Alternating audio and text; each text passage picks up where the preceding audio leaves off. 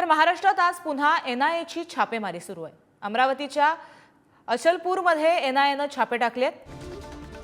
अमरावती जिल्ह्यातील अचलपूर येथे एनआयएच्या पथकानं हा छापा टाकलाय। येथील एका विद्यार्थ्याची एनआयए पथकानं चौकशी सुद्धा केली आहे। अचलपुरातील एका स्थानिक विद्यार्थी हा मानला जातोय आणि याची चौकशी सुद्धा आता झाली आहे। याचबाबत अधिक माहिती जाणून घ्या आमचे प्रतिनिधी छगन यांच्याकडून। छगन, अमरावतीतील अचलपूरमध्ये एनआयएनं छापा टाकलाय, काय अधिकची अपडेट? नक्कीच एनआयएचं पथक जे आहे ते सकाळी पहाटेमध्येच आज अमरावतीच्या अचलपूर या ठिकाणी दाखल झालेलं आहे आणि त्या ठिकाणी एका विद्यार्थ्याची ते चौकशी करत आहेत आणि या चौकशी दरम्यान अचलपूर स्थानिक जे पोलीस आहेत त्यांचा बंदोबस्त देखील या परिसरामध्ये ठेवण्यात आलेला आहे। विद्यार्थी दहशतवादी कारवायामध्ये म्हणजे सहभागी असल्याचा त्यांच्यावरती संशय आहे आणि त्याच कारणामुळे त्या ठिकाणी एनआयएचं पथक त्या विद्यार्थ्याची चौकशी करण्याकरिता या ठिकाणी दाखल झालेलं आहे।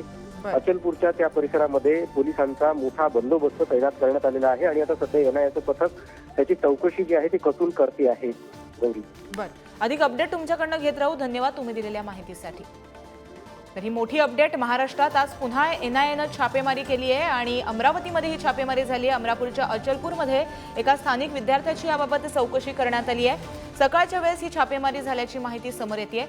खरं तर महाराष्ट्रामध्ये एनआयएचं जे छाप्यांचं जे सत्र आहे ते गेले अनेक दिवस सुरू होतं। कर्नाटकमध्ये सुद्धा छापेमारी करण्यात आली होती आणि त्याच्यातून काही महत्त्वाची बातमी आणि माहिती समोर आली होती आणि आज महाराष्ट्राच्या अमरावतीतील अचलपूरमध्ये सुद्धा एनआयएनं छापे टाकलेत।